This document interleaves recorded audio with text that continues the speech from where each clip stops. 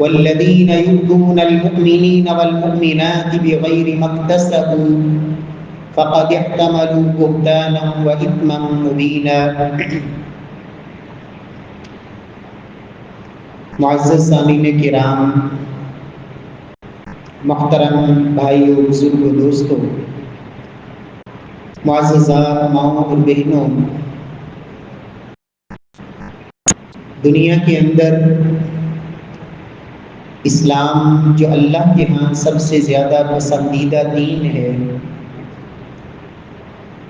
یہ اسلام امن اور سلامتی کا دین ہے۔ کسی عام انسان کی تذلیل اور تحقیر اسلام اس بات کی بھی اجازت نہیں دیتا جائے کہ وہ ہستیاں کہ جن کے دلوں کا امتحان میرے اللہ نے لیا، محمد مصطفیٰ صلی اللہ علیہ وسلم کی صحبت اور رفاقت کے لیے میرے رب نے ان کا انتخاب فرمایا۔ آپ کے پیچھے انہوں نے نمازیں پڑھی، آپ کی معیت میں انہوں نے جہاد کیا، اللہ کے دین کی خاطر انہوں نے نہ صرف اپنا مال، اپنی اولاد، اپنا گھر بار قربان کیا، بلکہ اپنی جانوں کے نذرانے بھی انہوں نے پیش کیے۔ پیارے بھائیوں، صحابہ کرام رضوان اللہ علیہم مجمعین کا دفاع اور ان کی گستاخی کرنے والوں کی زبانیں بند کرنا، یہ میرے اللہ کی سنت ہے۔ قرآن مجید کا دوسرا صفحہ آپ کھولیے، سورہ بقرہ کے دوسرے رکوع میں ہی میرے رب نے فرمایا وَإِذَا قِيلَ لَهُمْ آمِنُوا كَمَا آمَنَ النَّاسُ قَالُوا أَنُؤْمِنُ كَمَا آمَنَ السُّفَهَاءُ أَلَا إِنَّهُمْ هُمُ السُّفَهَاءُ وَلَكِنْ لَا يَعْلَمُونَ۔ رب کائنات فرماتے ہیں کہ جب ان لوگوں سے کہا جائے کہ تم ایمان لاؤ اس طرح جس طرح کے لوگ ایمان لائے، الناس سے مراد محمد مصطفیٰ صلی اللہ علیہ وسلم کے صحابہ، کہ جس طرح نبی کے صحابہ ایمان لائے ہیں تم بھی ویسے ایمان لاؤ۔ تو یہ منافق لوگ آگے سے کہتے ہیں انؤمن کما آمن السفہاء، کیا ہم بھی اسی طرح ایمان لائے جس طرح یہ بے وقوف لوگ ایمان لائے، کہ جنہوں نے اپنے ایمان اور اسلام کی خاطر دنیا کی کوئی پرواہ نہیں کی، دنیا کے مفادات کو پس پش ڈال دیا۔ کیا ہم بھی اس طرح کی بے وقوفی کریں؟ ہم تو اس طرح کی بے وقوفی نہیں کرنے والے کہ اپنی دنیا کو چھوڑ دیں اور دنیا کو ترک کر دیں، دنیا کے مفادات کی بالکل بھی پرواہ نہ کریں۔ تو میرے رب نے کہا الا انہم ھم السفہاء، کہ محمد مصطفیٰ صلی اللہ علیہ وسلم کے صحابہ کو بے وقوف کہنے والے حقیقت میں کائنات کے سب سے بڑے بے وقوف یہ خود ہیں، کہ جن کی دنیا بھی برباد ہو رہی ہے اور آخرت میں بھی ذلت ان کا مقدر ہوگی۔ میرے پیارے بھائیوں، آپ اندازہ لگائیں، میرے رب کی اس زمین پر کائنات کی سب سے عظیم ہستی امام الانبیاء جناب محمد الرسول اللہ صلی اللہ علیہ وسلم، جن کی شان میرے رب نے ان کو وہ مقام، وہ عظمت، وہ رفعت اور وہ بلندی عطا کی کہ کائنات میں کسی انسان کے حصے میں وہ شان نہیں آئی۔ محمد مصطفیٰ صلی اللہ علیہ وسلم سے بڑھ کر انسانیت کا خیر خواہ بھی میرے رب نے اس کائنات میں پیدا نہیں کیا۔ آپ کی تڑپ اور تمنا یہ ہوتی تھی کہ یہ لوگ مسلمان ہو جائیں، کسی طرح یہ اسلام کے قریب آ جائیں۔ جو اسلام قبول نہیں کر رہے، نبی صلی اللہ علیہ وسلم اسی تمنا اور اسی تڑپ کی خاطر آپ صلی اللہ علیہ وسلم بسا اوقات آپ نے کچھ کہا نہیں، ابھی فیصلہ صادر کیا نہیں، لیکن معمولی سی آپ کے ماتھے پہ شکن پڑی، آپ کے دل میں ارادہ بنا۔ آپ صلی اللہ علیہ وسلم کی مجلس میں 6 صحابہ بیٹھے تھے، سیدنا سعد کہتے ہیں ان میں ایک میں تھا، ایک عبداللہ بن مسعود تھے، ایک قبیلہ حذیل کا ایک شخص تھا، اور اس کے علاوہ 3 افراد، 6 لوگ ہم اللہ کے نبی کی مجلس میں تھے۔ کفار مکہ کے کچھ چودھریوں نے، کچھ وڈیروں نے، کچھ سرداروں نے یہ کہا کہ محمد صلی اللہ علیہ وسلم ان لوگوں کو اپنی مجلس سے اٹھائیے تاکہ ہم آپ کی بات سن سکیں اور ان کو ہمارے اوپر کوئی بات کرنے کا موقع نہ ملے۔ ابھی اللہ کے پیغمبر نے انہیں مجلس سے اٹھایا نہیں۔ اللہ کے نبی صلی اللہ علیہ وسلم کی چاہت کیا تھی؟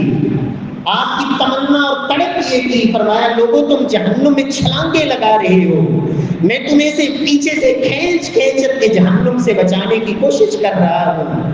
آپ کی تڑپ تو یہی تھی، چاہت تو یہی تھی کہ یہ لوگ بھی اسلام قبول کر لیں۔ ابھی آپ نے اپنے ان صحابہ کو مجلس سے اٹھایا نہیں، میرے رب نے پہلے قرآن اتار دیا، وَلَا تَطْرُدِ الَّذِينَ يَدْعُونَ رَبَّهُمْ بِالْغَدَاةِ وَالْعَشِيِّ يريدون وجهه ما عليك من حسابهم من شيء وما من حسابك عليهم من شيء فتطردهم فتكون من الظالمين۔ اتنے سخت الفاظ میں میرے رب نے اپنے محبوب پیغمبر کو یہ حکم سنا دیا، یہ آرڈر دے دیا، اے میرے محبوب کبھی بھی ان لوگوں کو اپنی مجلس سے مت اٹھانا، ان کو اپنے سے دور مت کرنا۔ جو صبح و شام اللہ کو یاد کرنے والے، ان کا مقصد صرف رب کی رضا ہے، آپ کبھی بھی ان کو اپنی مجلس سے مت دور کرنا۔ نہ تو ان کے حساب میں سے کچھ آپ کے ذمے ہے، نہ آپ کے حساب میں سے کچھ ان کے ذمے ہے۔ فَتَطْرُدَهُمْ، آپ اگر ان کو دھتکار دیں گے، اپنی مجلس سے اٹھا دیں گے، اگلے لفظ میرے رب کے اتنے سخت ہیں، فرمایا فَتَكُونَ مِنَ الظَّالِمِينَ۔ محبوب آپ نے یہ کیا نہیں، لیکن اگر آپ یہ کرتے فَتَكُونَ مِنَ الظَّالِمِينَ تو آپ بھی ظالموں میں سے ہو جائیں گے۔ میرے پیارے بھائیو، آپ اندازہ لگائیں رب کائنات کو نبی کے یاروں کے بارے میں اتنے الفاظ بھی گوارا نہیں۔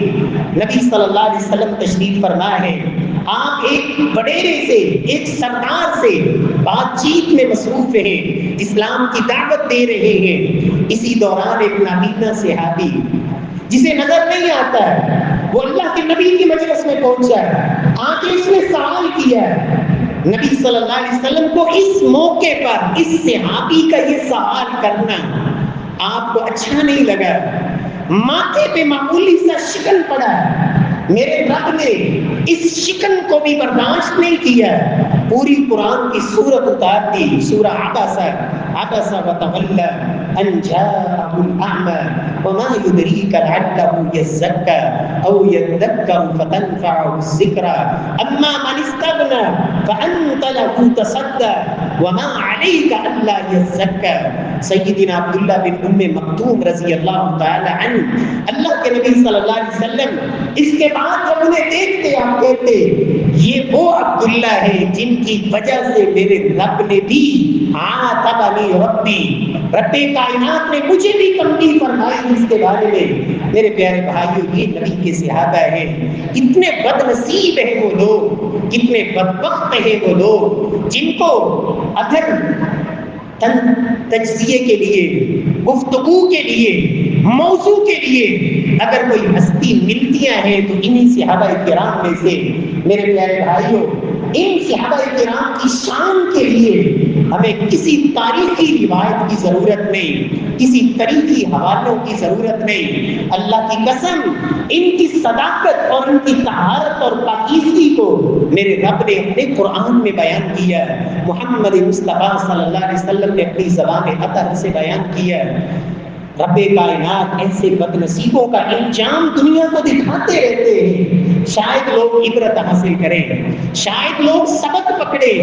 نبی صلی اللہ علیہ وسلم کے صحابی سیدنا ابو بکر و عمر، امام مالک رحمہ اللہ فرماتے ہیں کان السلف يعلمون اولادهم حب ابي بکر و عمر كما يعلمون اولادهم سورة من القرآن والسنة۔ سلف کا یہ طریقہ رہا ہے کہ اپنی اولاد کو ابو بکر و عمر کی محبت ایسے سکھاتے جس طرح قرآن کی کوئی سورت سکھاتے ہیں، قرآن کی آیت جیسے اپنی اولاد کو پڑھاتے اور سکھاتے ہیں، ایسے اپنی اولاد کے دل میں ان صحابہ کرام کی محبت ڈالا کرتے۔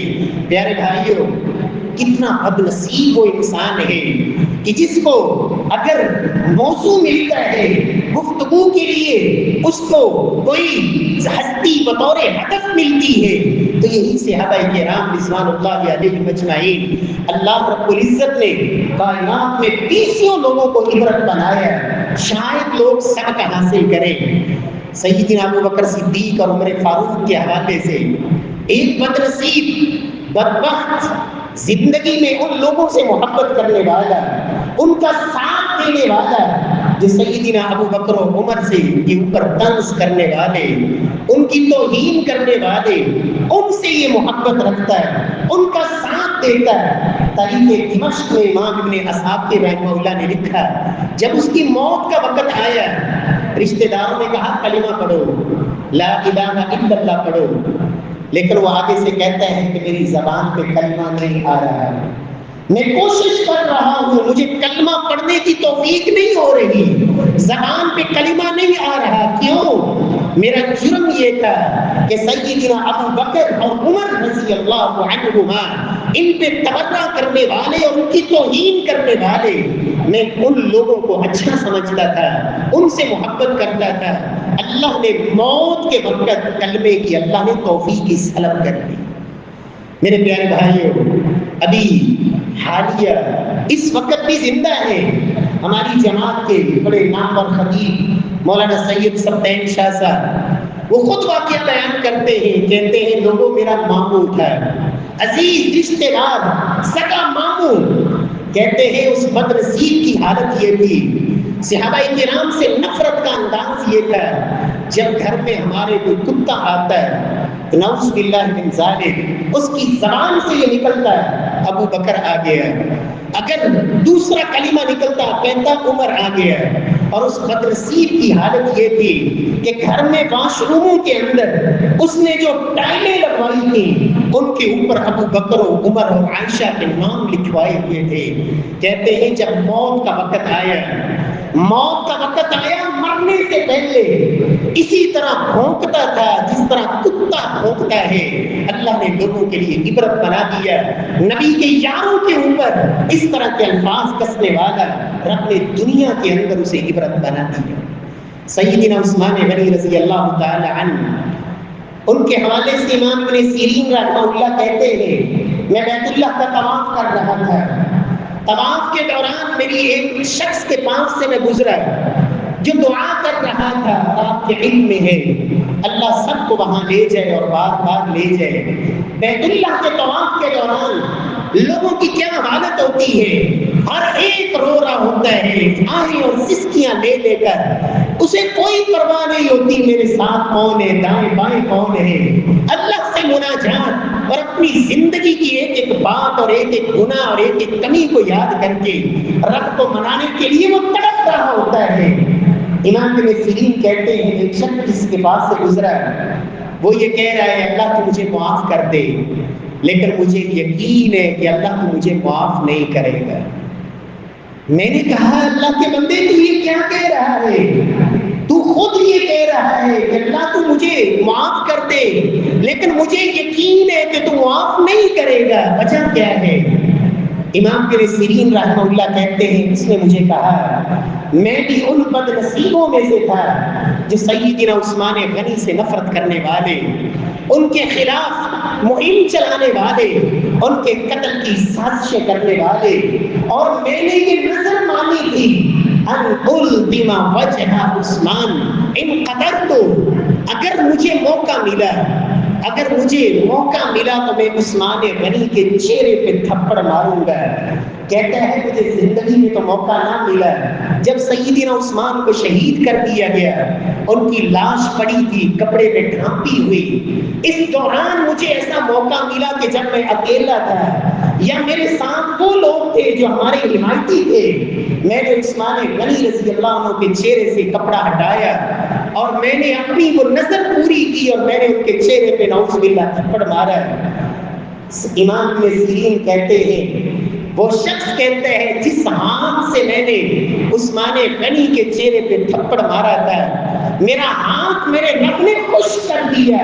اور امام ابن سیرین کہتے ہیں رأیت کأنہا یابسا کأنہا عود، میں نے اپنی آنکھوں سے اس کا ہاتھ دیکھا وہ ایسے سوکھ چکا تھا جس طرح ایک لکڑی ہوتی ہے. وہ کہتا ہے یہ رب نے سزا مجھے دنیا میں دی، آخرت میں میرا انجام کیا ہو جائے گا یہ میرا اللہ جانتا ہے. اللہ رب العزت ہمیں ایسی بدبختی سے اللہ محفوظ فرمائے، اللہ ہماری اولادوں کو بھی اس سے محفوظ فرمائے. اللہ رب العزت تمام صحابہ کرام سے ہمیں محبت نصیب فرمائے. امام سعد سیدنا سعد بن ابی وقاص رضی اللہ تعالی عنہ، ان کا گزر ہوا ایک مجلس کے پاس سے جس میں سیدنا علی المرتضیٰ رضی اللہ تعالی عنہ، سیدنا طلحہ اور زبیر تینوں صحابہ کے بارے میں بدبخت ان کی توہین کر رہا تھا اور ان کے بارے میں نازیبہ کلمات کہہ رہا تھا. صحابی رسول سیدنا سعد بن ابی وقاص رضی اللہ تعالی عنہ اس مجلس میں گئے، اس شخص کو روکا، باز آ جا اپنی اس بد زبانی سے وگرنہ میں تیرے خلاف اپنے رب سے بد دعا کروں گا. وہ شخص طنزاً کہتا ہے تو ایسے کہہ رہا ہے جیسے کوئی نبی ہو. سیدنا سعد رضی اللہ تعالیٰ عنہ اس مجلس سے نکلے، وضو کیا، اللہ کے گھر مسجد میں گئے، 2 رکعت نماز پڑھی اور 2 رکعت نماز پڑھنے کے بعد یہ کہا اے پروردگار، اے اللہ تو نبی کے صحابہ کی توہین کرنے سے اللہ تو ناراض ہوتا ہے، اور اے پروردگار اگر اس شخص نے تیرے نبی کے صحابہ کی توہین کر کے تجھے ناراض کیا ہے تو اے پروردگار مجھے اس میں کوئی نشانی دکھا، مجھے اس میں کوئی نشانی دکھا، اور اے پروردگار اسے مومنوں کے لیے عبرت بنا دے. سیدنا سعد رضی اللہ تعالیٰ عنہ نے یہ بد دعا کی کن کے لیے؟ جس نے سیدنا علی کی گستاخی کی، سیدنا طلحہ کی گستاخی کی، سیدنا زبیر کی گستاخی کی.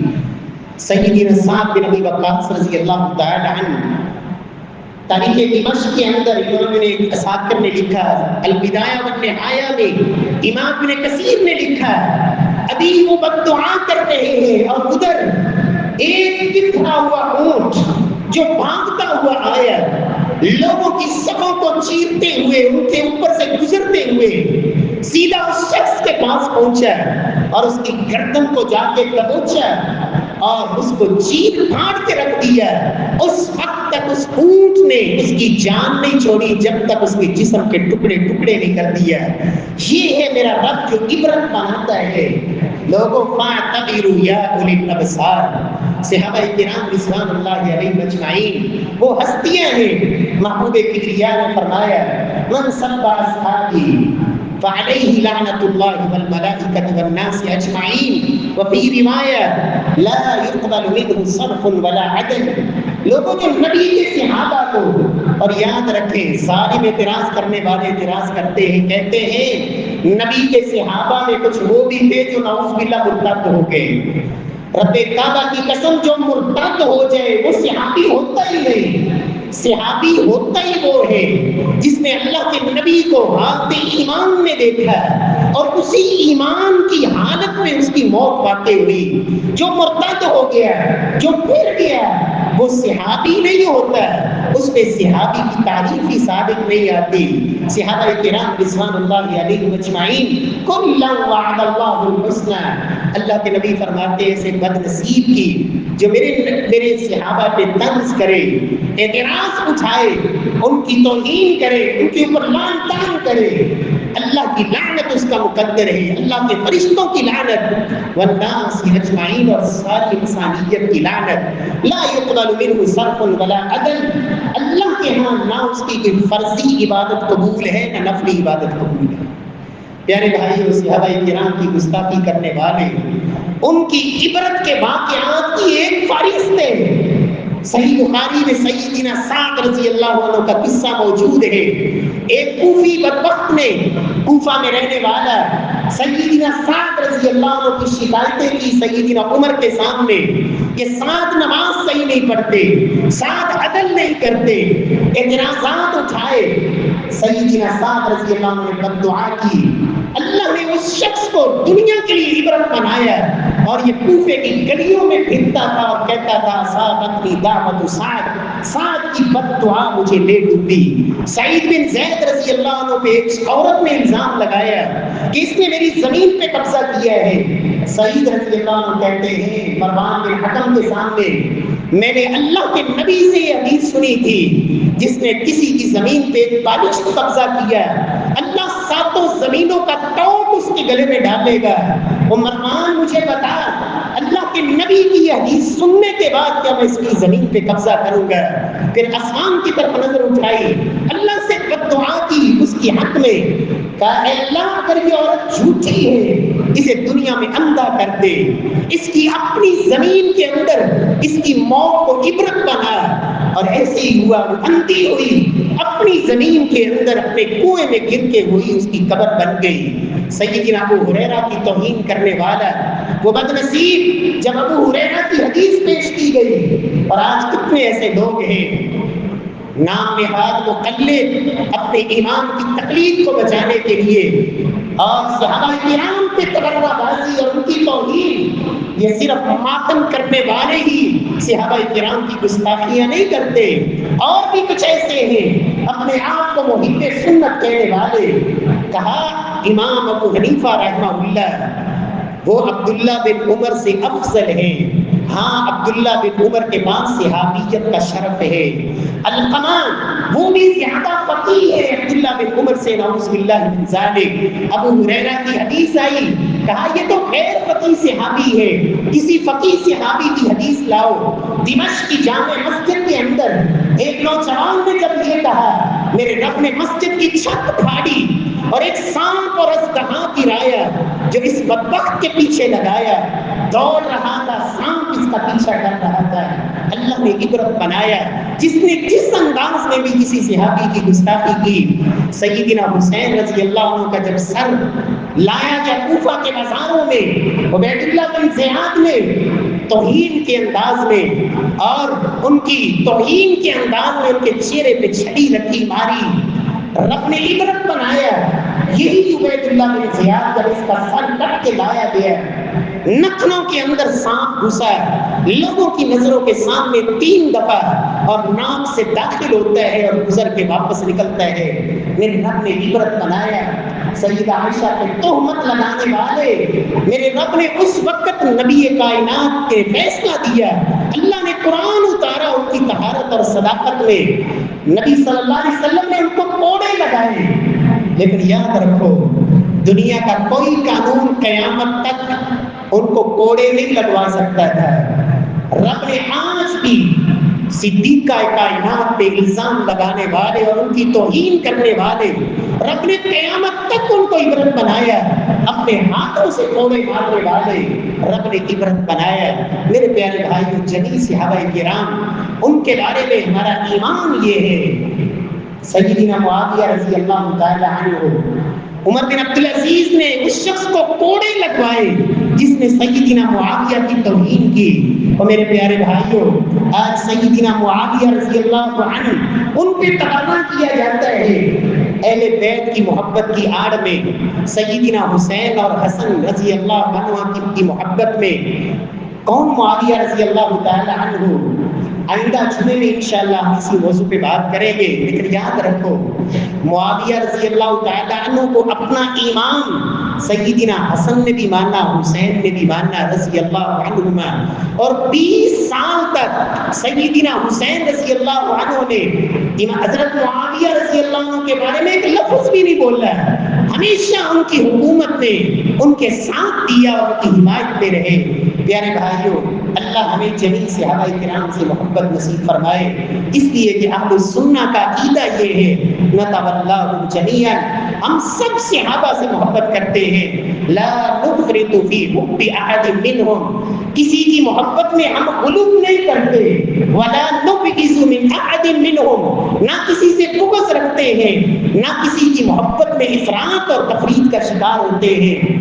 بلکہ حبہم ایمان و دین و احسان، ان سب سے محبت دین بھی ہے، ایمان بھی ہے اور احسان بھی ہے. وبغضہم کفر و نفاق و طغیان، اور ان سے بغض یہ کفر بھی ہے، منافقت بھی ہے اور سرکشی اور بغاوت بھی ہے.